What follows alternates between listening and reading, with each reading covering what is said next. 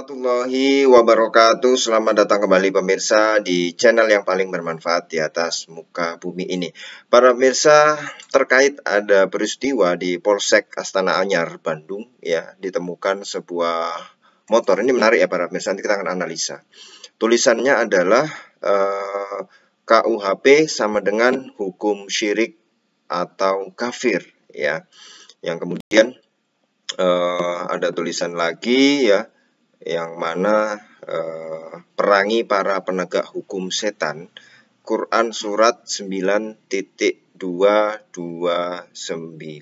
ya. Nah, ini adalah surat At-Taubah ayat 29.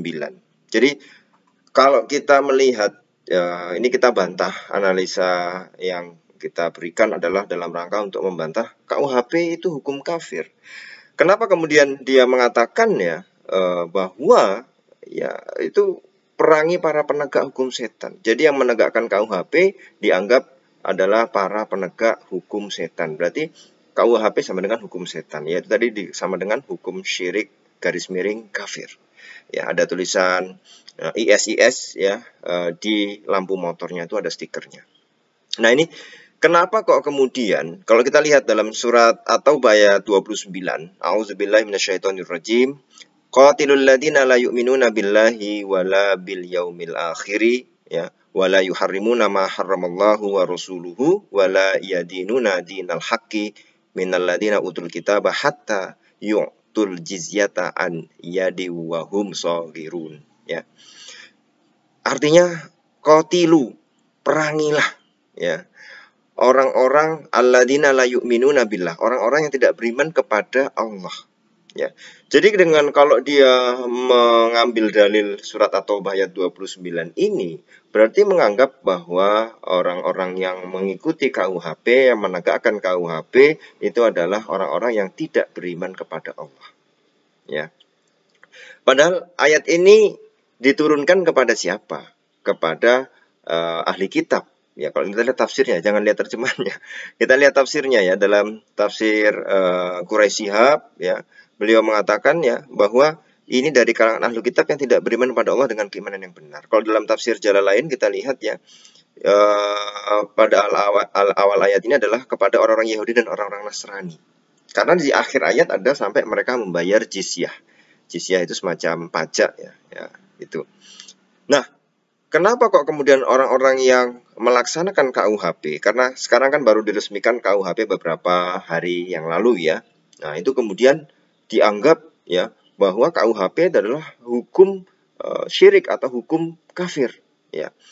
Nah, ini sebenarnya rentetannya bukan hanya pada ayat 29 surat At-Taubah ini, karena kok ujuk-ujuk orang yang KUHP ya, menegakkan KUHP, yang setuju dengan KUHP itu dianggap sebagai orang yang tidak beriman pada Allah. Ya. Itu gimana? Nah, ini ada ayat yang ayat yang lain ya. Wa man lam yahkum bima anzalallahu faulaika humul kafirun. Nah, ini sebenarnya landasannya juga dari ayat ini ya. Jadi rentetannya harus kita tahu kronologisnya. Enggak kalau kita hanya berkisar pada surat At-Taubah ayat 29, di sini nggak ada berbicara tentang hukum ya, tidak ada. Kok tiba-tiba ada yang dimasukkan KUHP hukum syirik kafir itu dengan landasan ayat ini. Ini sebenarnya ada yang missing. Nah, kita cari sebenarnya orang-orang yang seperti ini ya memahaminya parsial ya. Jadi dari mana? Dari itu, wa man lam yahkum bima anzalallahu faulaika humul kafirun. Barang siapa yang tidak berhukum dengan hukumnya Allah, maka mereka adalah orang-orang kafir. Nah, kalau ayat ini berada pada akhir ayat dan ada 5 atau 7 ayat sebelumnya yang rentetannya itu bercerita, kita harus lihat dulu asbabun nuzulnya, sebab-sebab turunnya ayat ini apa. Dalam kitab Qadhiyatut Takfir yang ditulis oleh Syekh Dr. Muhammad Musayyar almarhum, beliau mengatakan ayat ini sering dijadikan landasan orang-orang untuk mengkafirkan sesama muslim. Padahal ayat ini turun, yaitu apa sebab nuzulnya, sebab turun ayat ini apa? Bahwa orang-orang Yahudi ya itu datang kepada Rasulullah kemudian berkata, wahai Muhammad ya, di hukum kami itu, di syariat kami orang-orang Yahudi ini ya, kalau berzina meskipun itu dia belum menikah itu tetap dirajam. Coba kamu dong nego kalau kamu beneran nabi, nego agar Allah itu bisa mengubah hukum itu kepada kami. Sehingga waktu itu ada peristiwa ya, seseorang yang berzina belum nikah ya, yang pengennya itu tidak dirajam. Artinya mereka menawar itu.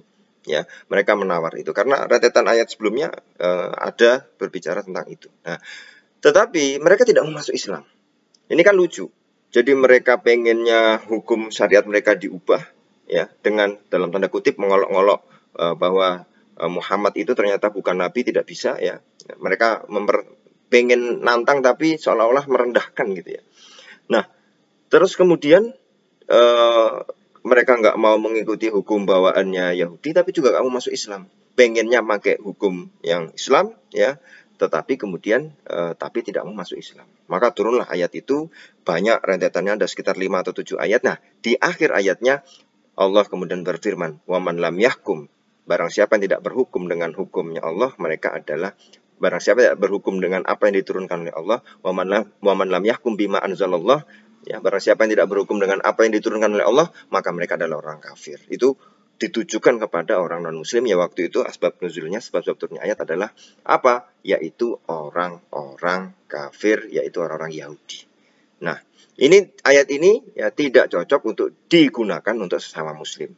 Begitu juga dalam surat At-Taubah ayat 29 ya, ketika orang yang tidak berhukum dengan hukumnya Allah karena KUHP dianggap ya bukan hukumnya Allah, maka dianggap yang menegakkan KUHP adalah syirik atau kafir, hukumnya setan, dia bilang seperti itu. Ini salah paham ya. Akhirnya apa? Akhirnya dia menyeret-nyeret surat At-Taubah ayat 29 ini, qatilu, perangilah. Perangilah. Nah, dalam surat At-Taubah ayat 29 ini, ayat ini juga turun ditujukan bukan untuk kaum muslim, tetapi untuk orang-orang non-muslim, yaitu Yahudi dan Nasrani ya, dalam tafsir Al-Jalalain. Kalau dalam surat tafsir dalam tafsir Quraisy Shihab, yaitu tafsir Al-Misbah, beliau mengatakan bahwa ayat ini ditujukan kepada ahli kitab ya. Berarti bukan kepada sesama muslim. Jadi kalau orang ini yang melakukan peristiwa ini adalah dalam rangka memerangi ya, tapi dia tidak mengerti bahwa ayat ini turun bukan untuk sesama muslim. Nah, sedangkan kita lihat lagi dalam kitab Al-Bayan Lima Yushakilul Adhan yang ditulis oleh Syekh Ali Jum'ah ya, sering saya katakan ini ya, harus dipahami secara utuh. Mereka melihat ya bahwa hukum-hukum yang digunakan di negara-negara muslim itu dikatakan ya itu bukan hukum Islam ya, padahal ya gini, apakah syariat Islam itu hanya perkara tentang hudud ya, atau rajam, atau potong tangan ya, atau cambuk? Apakah hanya tentang itu? Tidak. Kalau kita melihat, beliau mengatakan Syekh Ali Jum'ah bahwa syariat Islam itu lengkap, termasuk fikih yaitu syariat Islam ya, termasuk adab itu syariat Islam, tauhid itu juga syariat Islam. Jadi harus dipahami. Seandainya kita mengikuti pemikiran mereka bahwa syariat Islam itu hanya berkutat tentang hukuman-hukuman yang tadi saya sebutkan ya, maka harus ada pemahaman ya. Kalau syariat Islam, hukuman-hukuman tadi mau diterapkan, ada syarat-syaratnya. Nah, poin berikutnya adalah ketika syarat-syarat ini tidak dipenuhi, tapi tetap dipaksakan hukuman-hukuman semacam itu, maka justru itu melanggar syariat itu sendiri. Nah, hukuman kalau dalam fikih ya, hukuman-hukuman itu misalnya saksi yang adil. Ya, hari ini siapa yang adil saksi? Ada atau tidak? Bisa ada, oke, ada orangnya. Tapi dia melihat nggak peristiwa tersebut. Ya. Maka ketika syarat-syarat itu tidak bisa diterapkan, ya syarat-syarat itu tidak terpenuhi syarat-syarat itu, tapi kemudian tetap dipaksakan hukuman-hukuman yang mereka katakan itu adalah syariat, yang disempitkan hanya dalam hukuman-hukuman itu, syariat Islam definisinya oleh mereka, maka ini menjadi justru melanggar syariat itu sendiri. Nah, gitu ya. Ya, jadi harus dipahami para pemirsa semua. Jadi biar kalau pengetahuan kita luas, kita akan tahu. Para ulama bukan kemudian mengingkari, tidak. Yang ada di dalam syariat Islam ya, dalam tanda kutip yang misalnya hukuman-hukuman tadi tetap diyakini, tetap diimani, cuma tidak bisa dilaksanakan. Kenapa? Syarat-syaratnya tidak terpenuhi. Maka para ulama tidak berani untuk memaksakan ya hukuman-hukuman tersebut diterapkan. Ya, karena apa? Syarat-syarat tidak terpenuhi. Kalau dipaksa untuk diterapkan, dijalankan, maka justru itu melanggar syariat itu sendiri. Para ulama sudah paham bahwa tidak mau, tidak boleh, kita justru malah melanggar syariat itu sendiri. Nah, maka dalam madzhab Maliki misalnya, ya, hukuman-hukuman semacam itu pernah terjadi di Tunisia, itu diganti dengan apa? Dengan denda, ya, dengan penjara. Kalau tidak bisa diterapkan, maka tetap harus ada hukuman pengganti. Yang mana hukuman pengganti ini semangatnya dalam tanda kutip sesuai memberikan efek jera.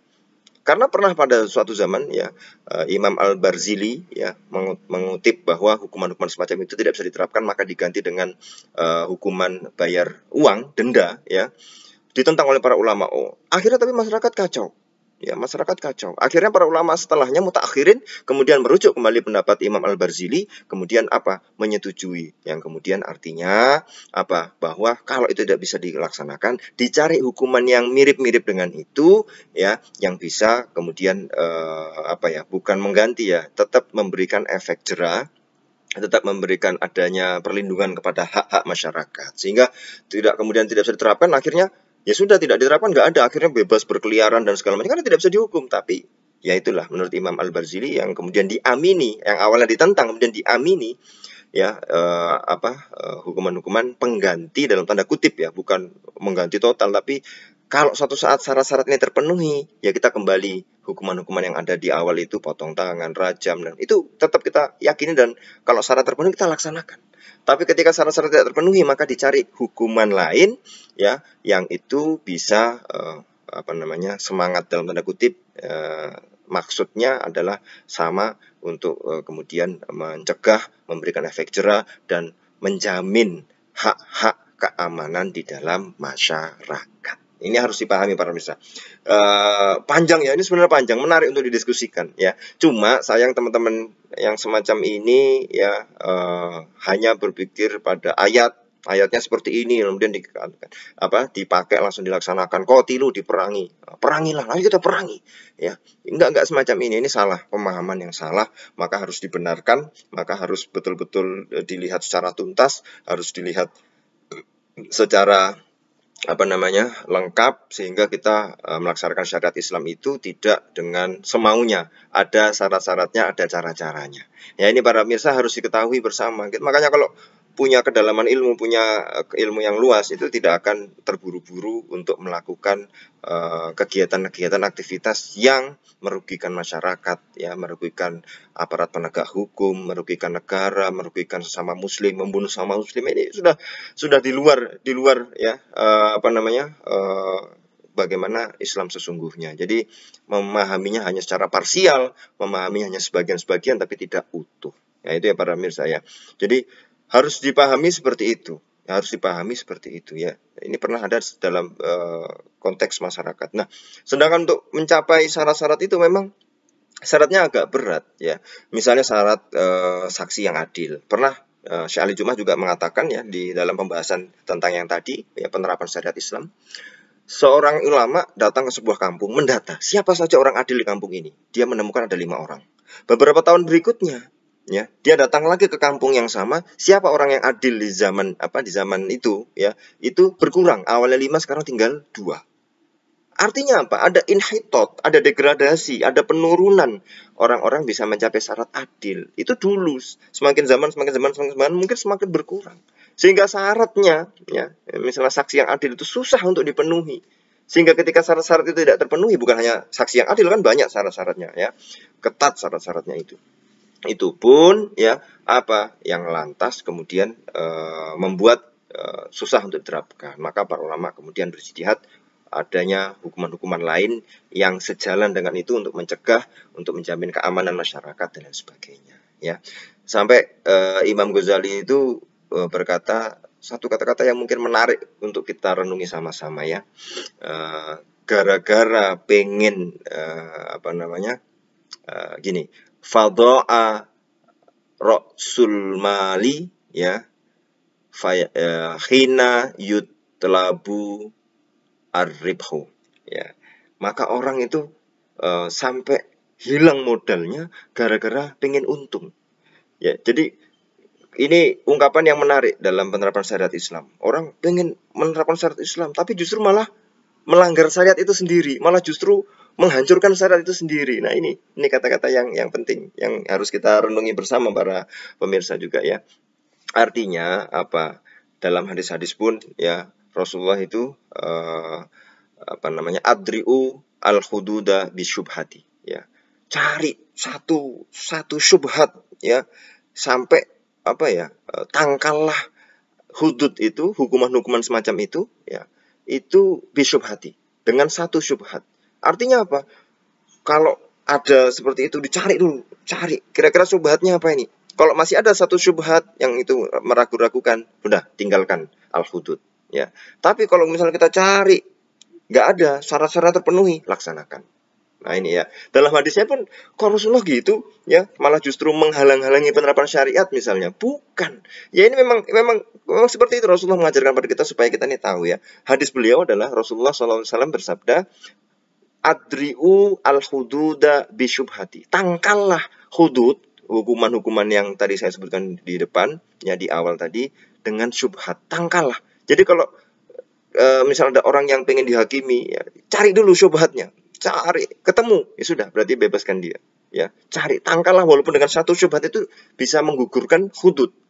Ya, seperti itu. Nah, kalau dalam ilmu fikih kemudian juga syarat-syaratnya banyak untuk bisa dipenuhi agar terlaksana. Sudah syarat-syarat terpenuhi, dicari syubhatnya. Syubhatnya nggak ada, baru dilaksanakan. Kalau nggak ada, ya seperti itu. Nah, maka bukan berarti kita mengingkari, ya, bukan kita mengingkari syariat Islam, tetapi memang tidak cukup syarat-syaratnya untuk dipenuhi sehingga tidak bisa dilaksanakan. Tapi tetap kita imani, kita juga nggak boleh mengingkari, karena mengingkari berarti kafir juga. Kita tetap imani, tapi tidak bisa dilaksanakan.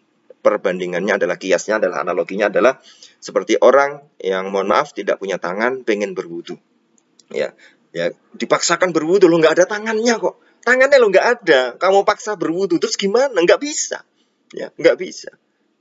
Jadi dilewati. Kalau tangannya nggak ada, ya setelah basuh muka, ya basuh tangan yang ada, yang lengkap, kemudian lanjut.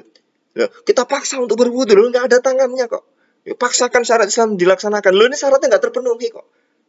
Jangan dipaksa. Nah, itu ya, agar ini bisa kita menjadi pengetahuan bersama, sehingga peristiwa-peristiwa semacam itu ya tidak layaklah terjadi kembali ya. Jadi kita umat Islam harus belajar lebih dalam ya untuk memahami hadis, memahami Al-Quran, memahami fikih, memahami tauhid, memahami ilmu-ilmu yang cabangnya banyak sekali dalam Islam, sehingga kita tidak terburu-buru untuk menjudge, menghakimi segala sesuatu. Terima kasih. Kita akan ketemu lagi di video selanjutnya. Wassalamualaikum warahmatullahi wabarakatuh.